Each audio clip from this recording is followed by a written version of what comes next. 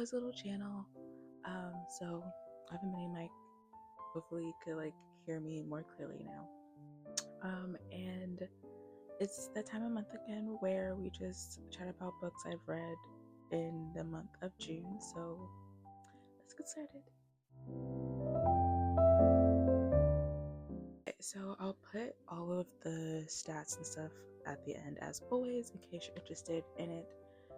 So going down or through my list, the first book I read, ooh, shaky table, I'm so sorry if the camera shakes. I have my books here and because there's nowhere else to put it the way I'm recording. But first book I read this month is Celestial Bodies by R.A. Monroe, or Morrow. I'm sorry if I keep saying Monroe instead of Morrow, deep apologies, but R.A. Monroe. And I rated this 4.5 stars. I feel like R.A. Monroe is going to be one of my fave authors. I adore this book. It was like so much fun. It's about, I don't know if you want to say it's like enemies to lovers. We have our character Celeste, and she is, or like was trying, or she was sent to kill the demon prince Apollo. And of course, with her, I guess, further getting to know him and stuff like that, maybe a whole like little love ensues and whatnot. It's really good. I really enjoy it. I'll go ahead and read. In case you didn't see my unboxing, I think I read to you what this was about. But in case you didn't see that, I'll go ahead and read this to you. In the world of Celestia, the princes of House Sun are not known by name or face. They are known only as Vipers, 9 deadly assassins who serve the serpent ruler of Solaria. Celeste is the last Viper to be dispatched, and her mission is critical: infiltrate the Lunar Kingdom and eliminate the Demon Prince. Simple, right? Except Apollo Aseline is unlike any target she's faced before. So, very minimal information about the whole like story and stuff, but it's really good. I highly recommend. Like I said, she is becoming one of my fave authors because she writes like fantasy supernatural stories about black or starring black and brown characters, and I really love that because we all know fantasy is one of my fave genres, and to see characters who essentially look like me on the cover, have them be the main characters, it's amazing, it's great, and I love that. So 4.5 stars. I can't wait for her other books to come out. Like I said, she is becoming one of my fave authors. Yeah, so Celestial Bodies, please check it out if you haven't, or Fall of Souls is another book. Just check her out entirely. The next book, it will be, I read it via Kindle Unlimited. It's by a new author. It came out this year. One of my mutuals on like social media published a book. I was like, oh my gosh, like I want to read it. And it is called The Other Side of Time by Steph Danielle. I rated this 3 stars. I have notes on it because I wanted to chat about it a bit. Overall, hold on, because I have notes and I don't want to like repeat much. So, like I said, I rated 3 stars, and this was like a nice debut novel for her. What I really enjoyed about it was like the descriptive wording when describing like the characters like feelings and emotions, and I loved like all of that. I thought that was like really well written or beautifully written. And of course we all love reading about like black ladies and black women being in love and being loved on all the other stuff. And I'm interested to see what else she writes. Now, a couple of things that I just knew that I wasn't the demographic for. Like overall, or let me see. Overall, the plot is interesting. There's like secrets and lies and like all that other stuff, and the chapters are super short, so it's easy to read, easy to fly through. And it's a short story, anyways. It's like 100, like 90 or 103 pages. Like it's literally a short, quick read. You could finish it in a day, which is what I think I did. I finished it in like a day, so it's a quick read. So nothing you'll have to like get, I guess, fully immersed in. It's not like a long epic. It's just like a short little fantasy. I also enjoyed how the author worded how like a character like exudes power. I just liked how she like described certain feelings and emotions and like the auras of these characters. A couple of things that I didn't really enjoy um were two things, which I feel like we all know, if you've been following me for a while, I'm not the demographic of. And it's insta love. I don't like insta love. It felt insta lovey to me. And surprise pregnancy. Um and those were like just the two main things I didn't enjoy about it, which is why I rated it a 3. A 3, I still enjoyed it overall. But those two main things I didn't necessarily really like. Um, and there was like a point in the story where it had like a time skip to where it was like 4 to 5 or so weeks later. But I feel like in that chunk of time that we skipped, the characters were getting to know or learn about each other, and I wished that that was explored. So there's more of like, oh, this is a personal taste, right? It was more of like a build-up between the characters' love, because it didn't seem convincing since that part did was like skipped in the story. So it just seemed insta love, because in the first few chapters, we meet the characters. It seemed like the Fae Prince didn't. I didn't even read what it was about, but give me a sec. The Fae Prince like didn't like her, and like the Faes didn't like humans and stuff like that. But then the chapters after that, they're in love, and I was kind of like taken aback by that, and it wasn't convincing to me, so I didn't really see much of like the love there. And then towards the end, if it's like a spoiler, I deeply apologize. But towards like the 60% ish mark, there was a surprise pregnancy, and I just know I'm not the demographic for it. I'm not a big fan of it. If I knew there's a surprise pregnancy trope, I don't know. I don't know if I would have like tried it. It's just not my thing. I will want to read. Um, so I guess like trigger warnings if you're, you know, about like the pregnancy thing. And her pregnancy took up like a couple of chapters, like 2 to 3 chapters. So it was like a long, I guess, showcase of that. So if that kind of triggering to you, I would like be wary of like that part in the story. It's like towards the end, but I have more notes on it, but they're just like other like commentaries of stuff. But the main two things I didn't like was like the insta love part of it and the surprise pregnancy. Um, and like a couple of other things I don't know if I'll share here. Um, but it just wasn't I wasn't like my fave thing, my cup of tea. But overall I did enjoy um like how the characters were like talking about their emotions and stuff like that, and I liked the wording with that and how I thought that was like really nicely done and well written. Just those are the two things that I just didn't really enjoy, like really partake in. But overall, if those aren't your woes or like your cons or whatever, please pick it up. It's a short read. I feel like you'll still like enjoy for the most part. Um, and yeah, I gave it 3 stars. I really enjoyed it. I am interested to see what Steph Danielle writes, if she wants to continue on and stuff like that. I will still like, try to support and like, if it's like, I will say support, but within things I like would want to like read, right? But overall it was a nice story. I enjoyed it. I will still recommend it. Give it a shot. It's a day read, and literally like no harm, right? But yeah, check it out. It's her debut novel. Came out like early June, which is why I like read it. So it came out like early June. So hopefully it's like really, really recent, and it's available on Kindle Unlimited.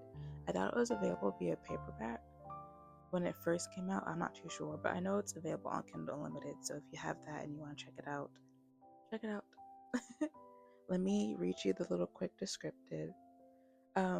Alina, a woman desperate to escape her abusive husband, runs away one night through the woods searching for help, only to stumble through a mysterious portal that transports her into another world. Unaware of the first that Unaware at first that she has entered another world, she soon realizes she is surrounded by beings who despise humans. Among them is Prince Kalar, a cold and calculating royal who outwardly expresses disdain for her, but secretly harbors a deep fascination with humanity. Unable to regenerate into her old life, Elena finds herself lost between two worlds. She is grief-stricken and confused as she has left her daughter behind. She is desperate to get back to her life in the human world, if only to get her daughter and flee. Will Lena be able to escape from Prince Kalar and his fascination with humans to get back to her world, or will she leave it behind to live or die in a world that isn't her own? So another couple of things about the story that I that was kind of particularly kind of like set me back for a bit. So if you go in without reading the description, you don't know why she's running or who she's running from. There wasn't, from what I can recall, or I remember, there was an inkling of um why she was running, who was she running from, is it something in the forest? Like we didn't really touch up on that. And then it also seemed like her daughter was an afterthought, because on the back of the book it makes it seem like she's on this fence of like, I gotta get back to my daughter, I gotta get her from like the clutches of my abusive, like ex or like husband or whatever. But she didn't remember her daughter until like halfway in the story, which I'm like, I'm not a mother, right? So I don't know what like the thought process of all that is, but it will kind of seem like if you go in this book blind without reading the back of the book, you all of a sudden get hit with the knowledge that she has a daughter, and you're like, oh, okay. Because I was, with me reading the back of the book, I was trying to see like, okay, when is she going to think about her daughter? Like, she doesn't seem as, I guess, really concerned about anything and about her daughter at this point in time. And I was like reminding myself that she has a daughter in like the human world. So there was that aspect of it. And then another thing with, we don't know, like with the faves, like we don't know why they despise humans. We don't know that. We don't know if humans know faves exist. We don't know that. And I don't know if it's just because the story was short, so it didn't really have chance to do the world building on top of that. But we just didn't know why, and I thought we were going to get a little reason as to why towards the end, but that just confirmed that prior to that, I guess, like generation, it's been going on for years and years. And it was just like, okay, that's, I wish we got kind of like a bit more world building with that. Um, but overall, I still will like recommend it. It's a short read. Um, so if you don't mind insta love or a little bit of like pregnancy type trope in the stories, then I will say check it out. It's a short read overall, so I would still like recommend it. And like I said, I am curious to see what else Steph Danielle comes out in with her little like novelist or author path. So check it out. The next book I read is The Games Begin by Rufaro Faith Mazarura. Hopefully I'm pronouncing that correctly. If not, deep apologies. But this is a lovely sports or like summary romance. It's taking place in the 2024 like Olympics. So a fantasy, I guess, world, or fantasy, but like a fake Olympic world. I don't know if you want to call it that. There's no fantasy elements to this. It's strictly like contemporary, like it's like our world, but like Olympics happened in this like last year, right? Um, and it's super cute. It's super fun. Um, it's taking place over a span of like 2 weeks because that was the, I guess, the Olympics duration of that. I love Olivia and Zeke. I love like their banter. Um, it's uh, it's amazing. So we have Olivia, and she loves the Olympics. She's growing up on the Olympics, and she wants to one day work essentially around that. But in like the, I guess, the production side of it, because she's not athletic at all, but the production side of it. And she goes to Athens for this opportunity on this internship to work like within, I guess, like the board or something like that. But things didn't work out the way she planned, so now she's essentially like the help staff to um, the Olympic players. Yes, to like the players. And she's essentially like face to face with all um the players that she grew up watching, who she like loves following and stuff like that. And she runs into Zeke quite literally, and he is like one of like the upcoming track stars in this like the Olympics, and he runs for Great Britain, and they quite literally like run into each other. So from then on, they're always keep interacting with each other, and I love their banter. The banter was super cute. I also love their familial like families and how supportive they were or are of like like their children, like the characters. There's some heavy topics in here. Death of like a parent, if you're kind of like recent on that. That's also talked about in here, and anxiety and all the other stuff. So like some pretty like topics. So I guess I don't know if there's um, content warnings in here. There isn't, but I guess if those ooh, if it got bright, I'm so sorry. But if those things kind of trigger you, then I just like proceed with caution. But it's super cute, a rom-com. It's super fun. I enjoyed it. I read this on Kindle Unlimited. No, was it Kindle Unlimited?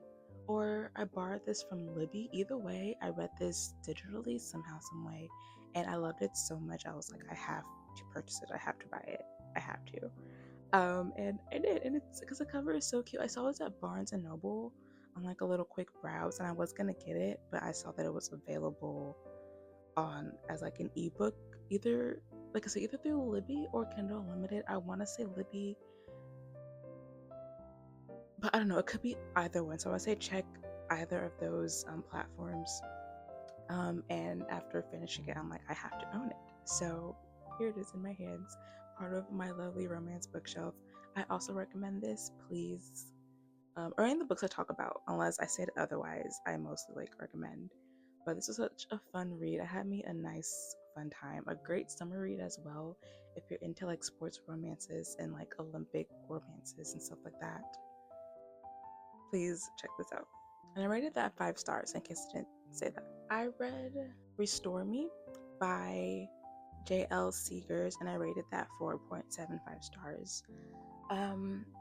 When I was reading, it was giving 5 stars, but then some things like at the end I didn't necessarily like, or I wish I would have, there was like a little bit more to like some things. So I wrote it, I guess, like pushed it down to 4.75, but I will still, it's a great read. If you're not into longer romances, then this one probably isn't for you. It's 480 pages. It's available on Kindle Unlimited, so if you read faster on your Kindle, if you have one, then, or just through like the app, then check that out. But I like this more than I thought I would. And it's kind of like a taboo type of romance. So going in that our main character Sloane, her husband passed away. We don't know when, but it's been like some years. Well, I'll say it's been 4 years when the story starts that her husband passed away, and she's still like reeling through that. She still has like these roller coaster, I guess, emotions. Not I don't want to say roller coaster in a sense of like a negative connotation, but more so of she would be okay, and then suddenly her emotions will like run high of her missing him.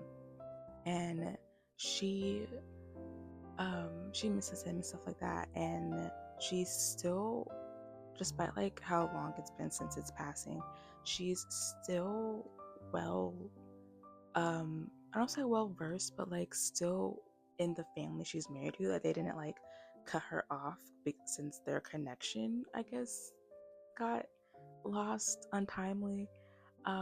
So like she's still welcome to the family. Like she's still like really close with like her late husband's twin sister. They're like best friends, and she's still close with like her mother-in-law. But the one person that she's always had like this kind of back and forth with is her late husband's best friend, Dominic. And it's this, if you want to say enemies to lovers, because he would say some things and she would say some things, so they were always had this type of like head-butting situation. But from Dominic's point of view, he has always had strong feelings about her, never negatively, but he just always had these like powerful, like intense feelings for Sloane, and he couldn't like, of course, approach because hello, she's dating my best friend and they are perfect for each other. I'll just, be here, right? And it's like this whole taboo like romance, but it's really good. The scenes, like the spice scenes, are intimate spice, and if you seen like my other videos, I feel like I've talked on my other videos. I feel like I've talked about it before, but I love intimate spice. Like, and this is what this was in this story. It's really good. Very like emotional and like heavy with like child neglect. There's like content warnings on on the first few pages. So check those out and like proceed with caution if any of those warnings trigger you. Top of my head, I guess like abuse, parental abuse, but like not like there's nothing is on page, right? But like child neglect and um maybe like abandonment or something like that. Like they're pretty heavy topics, of course. Like there's talk of like death of like a spouse. So proceed with caution, but the story was so good. I enjoyed it.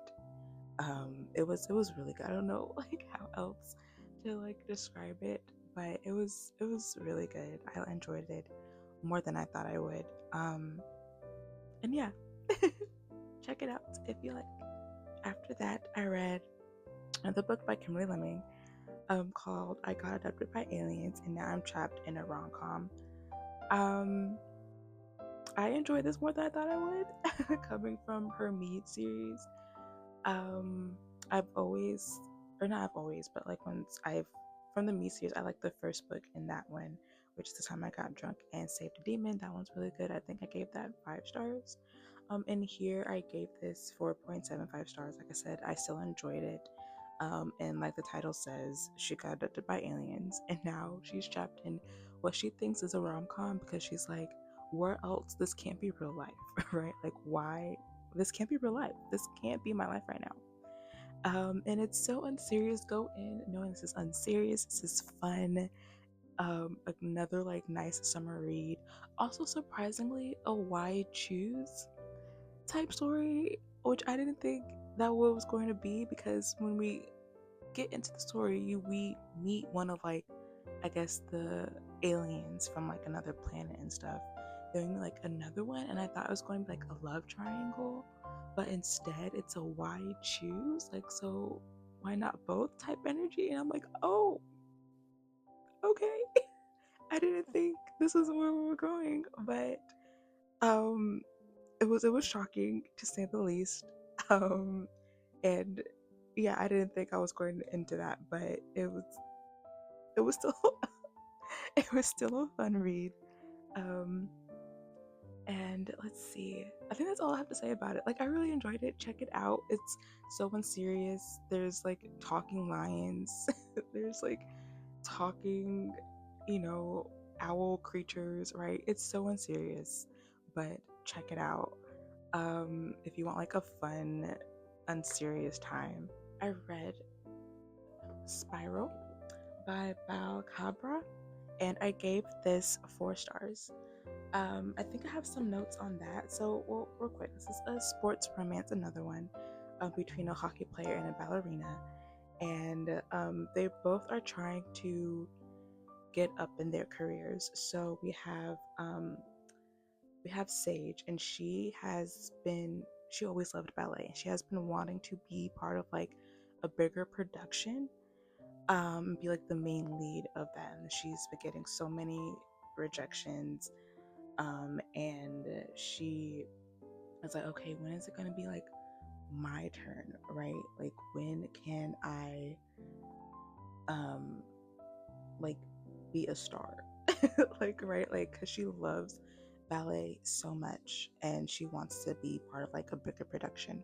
And then we have Elias Westbrook, who is the newest rookie of this like hockey team. I forget what team, or for the Toronto Thunder. She's like, he's the newly drafted rookie, and his career started off like as like the golden boy, but all of a sudden the media wants something to talk about, so he's been tagged as golden boy turned bad boy, which is literally not him at all, but it's what the media picks him out to be for. Or we know the reason, because he's the only one that's essentially not in a relationship, and they want something to talk about, so they figure, let's paint him as like this type of person, and he's not that at all. He's the sweetest person, the sweetest guy ever. And they come together and agree on this fake dating to essentially help their careers do well. With Elias, they'll stop talking about him being a playboy and having girls and whatever else. And um, with Sage, they it will up her, I guess, following, because apparently if you have more followers, then you will get a shot at like the main person in like a production instead of by talent. So she's like, okay, well, for you, if I date you, since you have the following, maybe your following will look at me and all this type of stuff. So fake dating, and we know what happens with fake dating. Eventually feelings become real, and we love that. We love that. So some things that I I wish I could like hold this up. I don't have my glasses, so I have to like look at my phone and like squint at my phone. But with like, okay, so let me go through. Okay, so the main thing that I felt like that I didn't personally enjoy with um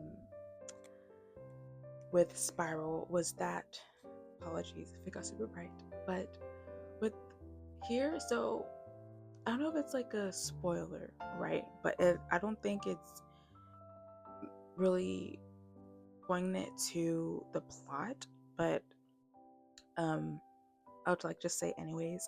So he has or he's celibate, right? And he's been celibate for however long, and he's been trying to keep it and stuff like that, or he's been keeping it up until this point. And what I didn't like about it was Sage's initial reaction to that is that, oh great, another rejection. But it's like, his celibacy has literally nothing to do with you. And I thought it was going to be one of those like one and done type conversations, like, okay, we talked about it, we chat about it, you chat about it, that's it, you know, respect the boundaries, right? But she would keep bringing it up, and she made a comment in there that like he's just like afraid, or he's lying to himself about X, Y, and Z. And it's like, girl, his celibacy has nothing to do with you, so stop making it about you. And it went on for like a few chapters, like it will pop up here and there, and I'm like, why are we circling back to this, right? So that kind of like upset at me because if the roles were reversed, I would also be side eyeing Elias, but I was side eyeing Sage for that part. I was like, girl, what are we doing? Like, can you relax? Can you respect his boundaries? Like, you were there, I was there. Like, he told us why he became celibate. Like, why aren't you respecting that? Um, so yeah, like that was like just like the main part that I didn't enjoy like about it. But outside of that, if you take that out, it was still a solid 4. I still enjoy it. This is like the second book of her Off the Ice little series. I think the first one was Clyde, with like 2 other characters within like their friend group. They're mentioned in here, but in a sense of like they're interconnected, so you don't necessarily have to read like the first one to understand this one. They're interconnected, but they're together by here, right? So either way, a fun read. I love Elias. He is a great fake boyfriend, real boyfriend. Either way, he's great. He's such a sweetheart. And yeah, like I really enjoyed it. The last book, or like I guess books I should say, is A Sign of Affection, volumes 1, 2, 3, by Sue Morishita. I enjoy this. I knew when this came out like last year with like the anime, right? I was like, OMG, the anime looks so cute.